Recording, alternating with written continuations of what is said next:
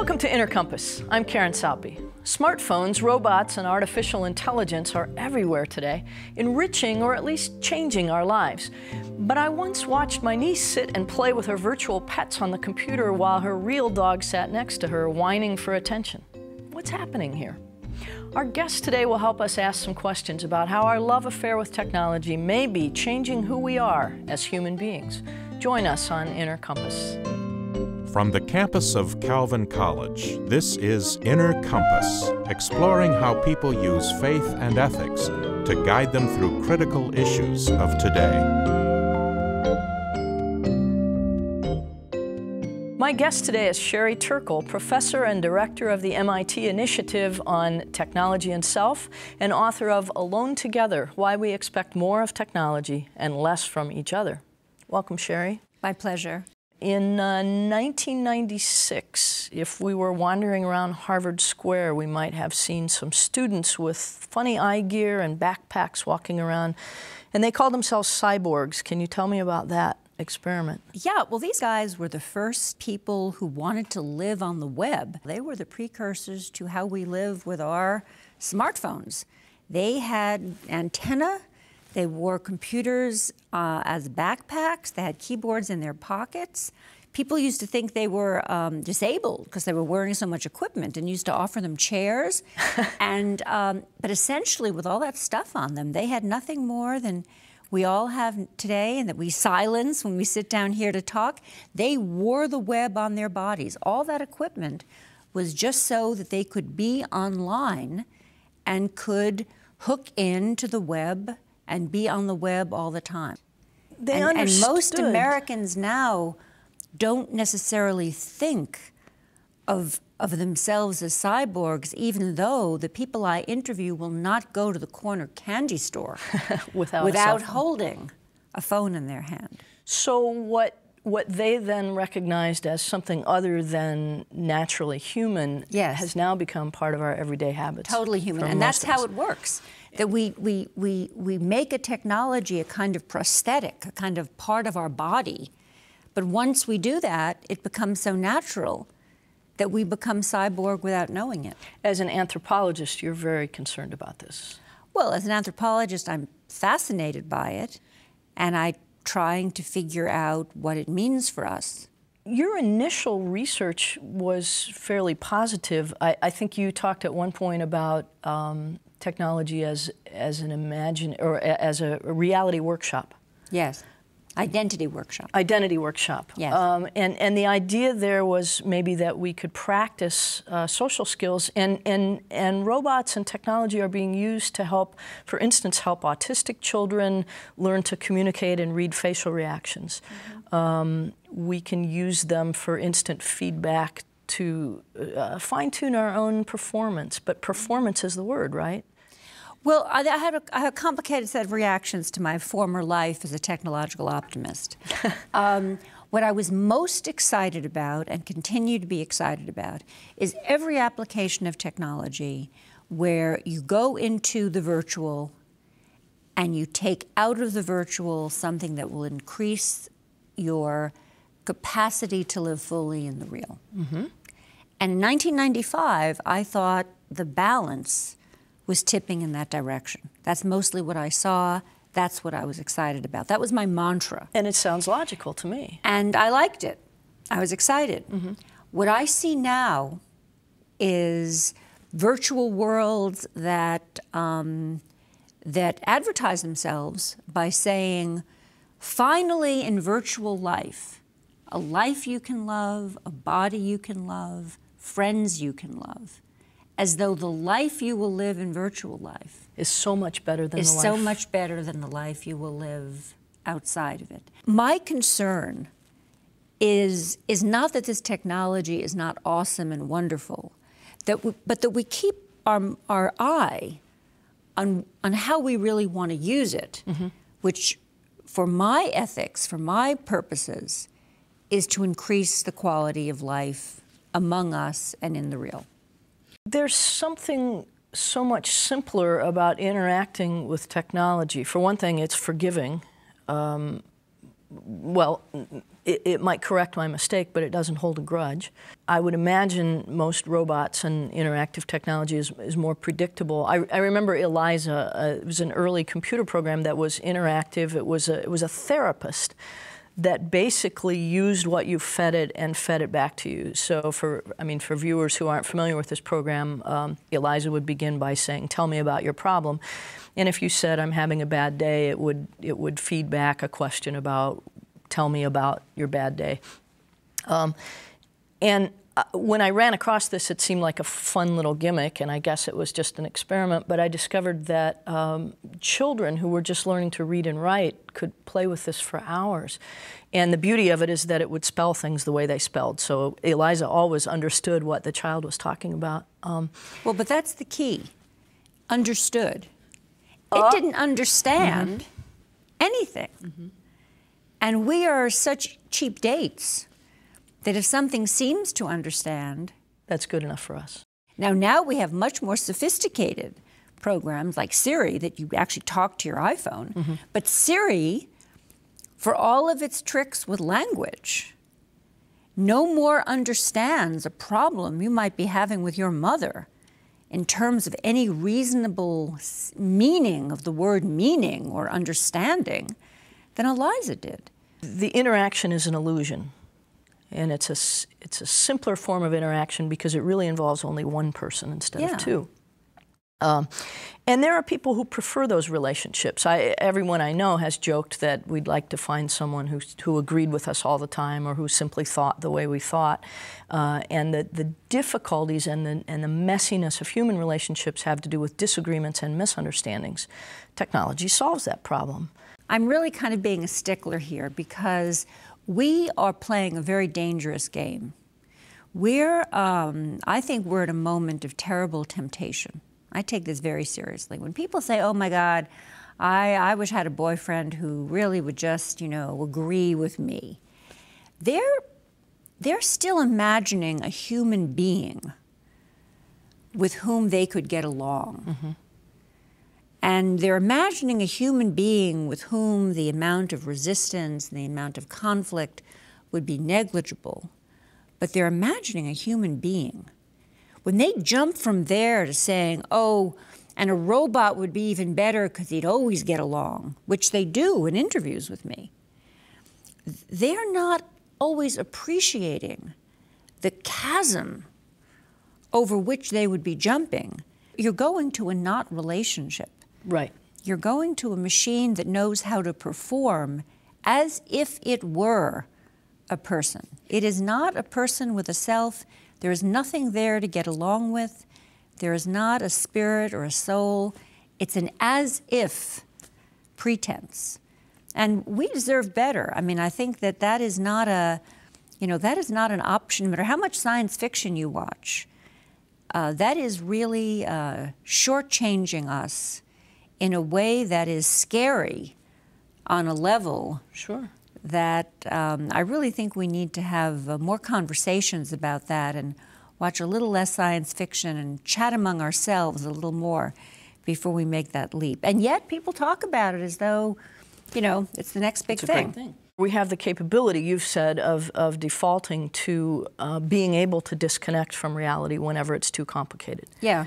You've talked in earlier interviews and in your writing about the moments in developing as an adult that you have to confront the really awkward situations, the 15-year-old birthday party. Yes. And today, as you've said, we have the option of tuning out. Texting is the obvious and omnipresent escape, really. Yeah, I mean, texting can be, I'm not sort of anti-texting, like never text, because, there can be beautiful moments that people can have when they text. It's not the texting, it's the context. I have a daughter, and before when my book tour launched, she knew that I was giving a talk that really I was nervous about, and I had my phone there as a timer. And before I hit, start, she knew just the time it was starting, and a text came up that says, "Mom, you rock." I mean, that's perfect. That's perfect. That's Yeah. a beautiful use of a text. That was a lovely thing. And everybody has an example of how they've used texting that way. But the kind of texting I'm talking about is where you use it to hide from each other. People break up relationships by texting. Right. Marriages have ended on text. People say things, people apologize by text. Apology is looking at a person and, and seeing that you've hurt them and understanding that they're knowing that you've hurt them and asking if you can do anything to help. And people just type, "I'm sorry," and hit send. I mean, we're losing our connection. You can lose your connection with each other if you just use texting. So it's people are, and then it's the disruption in the context. People are texting at dinner. People are texting at funerals. I study texting at funerals. People are texting while they breastfeed. People are texting. I mean, I don't mean to single out mothers who breastfeed, but I mean moments when we need to be connecting, we're texting. And fully present. And you see a connection between that texting phenomenon and our inviting robots and artificial life forms into our lives. Can you make that connection? What came to me as I was doing these two pieces of work, which at first were just two different research projects, is that you start to talk to Siri, this Apple presence on the iPhone, and you start to feel kind of content that nobody here. I interview people who are talking to Siri, and they start out by asking, "Where's the closest pizza store?"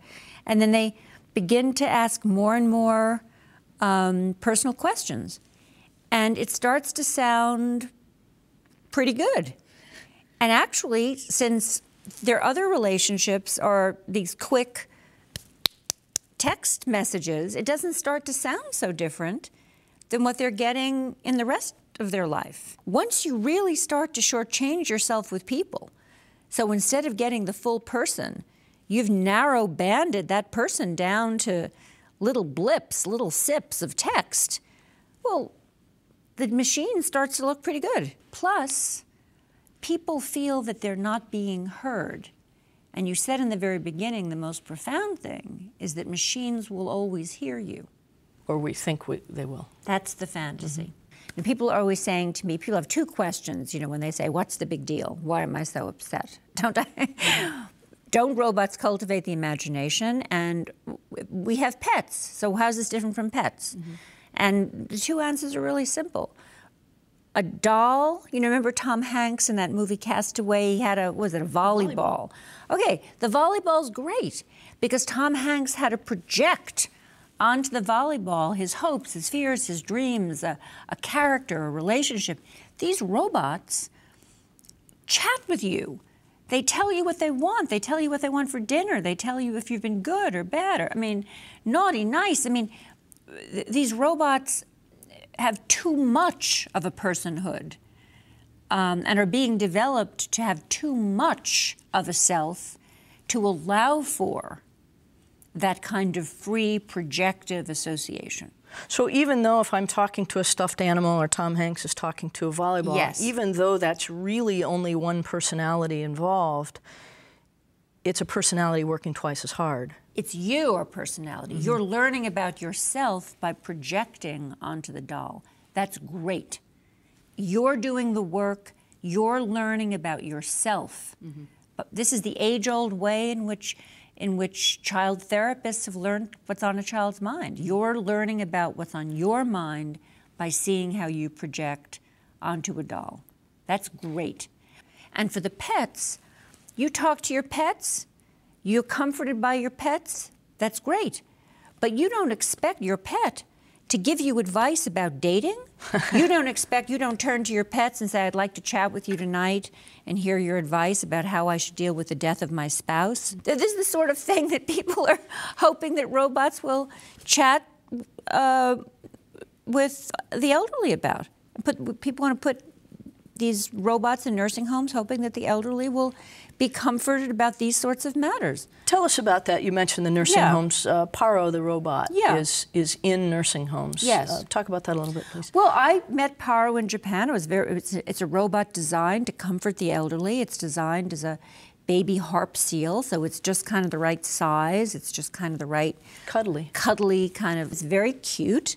It knows vocabulary. It gives you the illusion it's looking in your eye, although it's not really looking in your eye, but that illusion is very important. It knows enough words to seem to be following the conversation. It goes where the sound is. It's artfully designed. And I got very excited. I brought it into American nursing homes. It's very widespread in Japan. And the elderly like it. I mean, I'm here to report the elderly like it. Mm-hmm.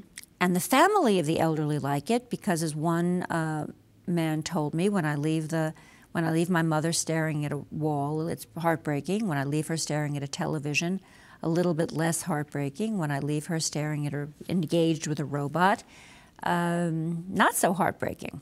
Easy.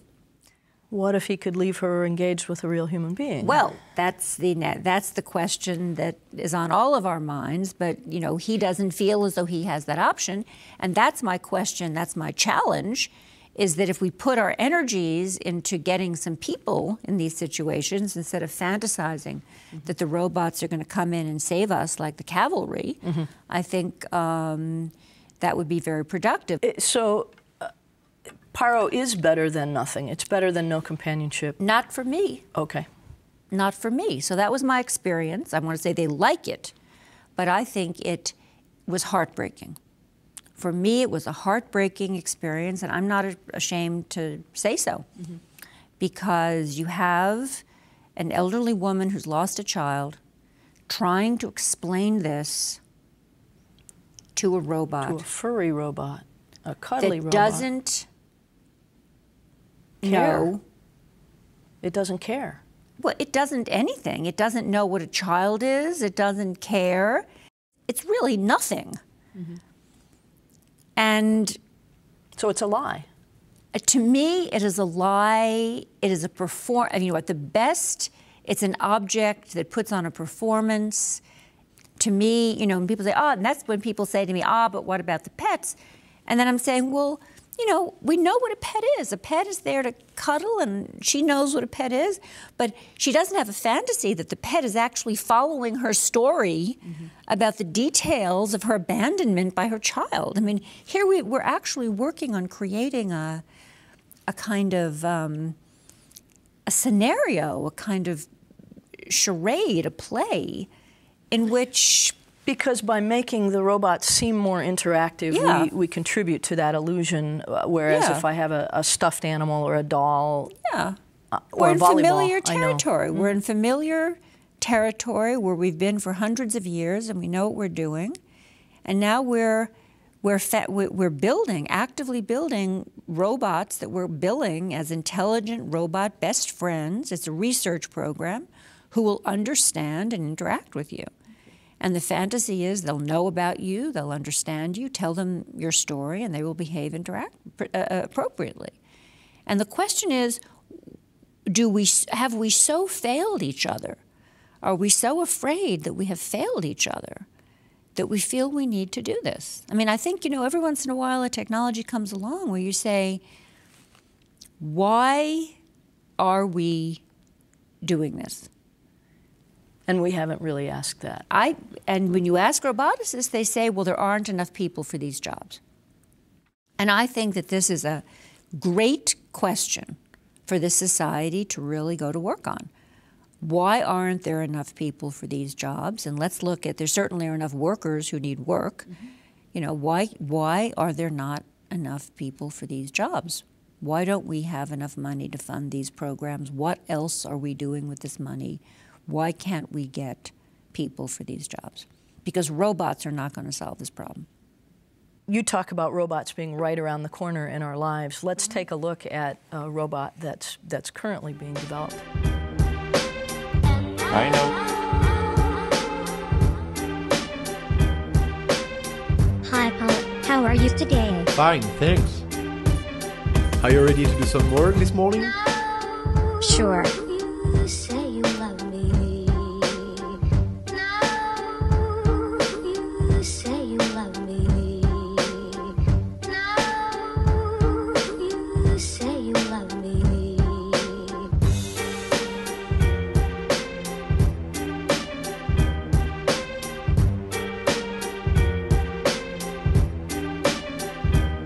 It didn't hurt.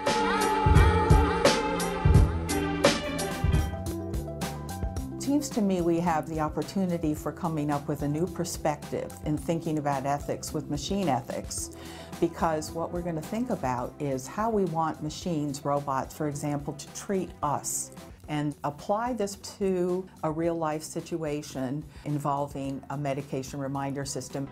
It is time to take your medication. No.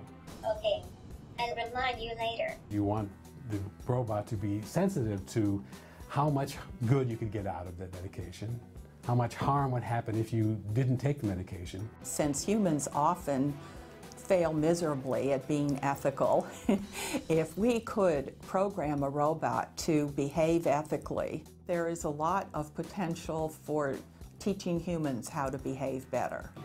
I am going to contact the doctor. I'm troubled by the idea that we would rely on robots to teach us to behave ethically, but let me ask you, is there a place for robots like that? Could they serve a function if we can make wise choices about the limits to using them? I mean, this is so poignant. This is where our society is in. It reminds me of the movie WALL-E, where it's the robots that teach the people how to be human. Mm-hmm. And so from my point of view, this movement of turning to robotics so that we can program the robots with the values that we can't seem to have ourselves, so that the robots can remind us of our human values. It's a tremendously important, poignant moment in the history of our human life. But let's call it that. Let's not call it, you know, let's kind of recognize it for, let's recognize, I call it the robotic moment in Alone Together. I say, we are at the robotic moment. Well, could there be a value in an exercise like that? Is it a bit like, I teach literature, and I believe that those stories have the power to help us become more fully human. Yes. Can robots serve a similar function if we can recognize them for what they are and what they're not? Yes, but there are also dangers in creating these creatures, in quotes, because one of the dangers is that we become kind of cheap dates for the oversimplifications that robots give to us. I'll give you an example from my own research. There's this robot puppy called Aibo. I gave it to kids, so a group of 11-year-olds.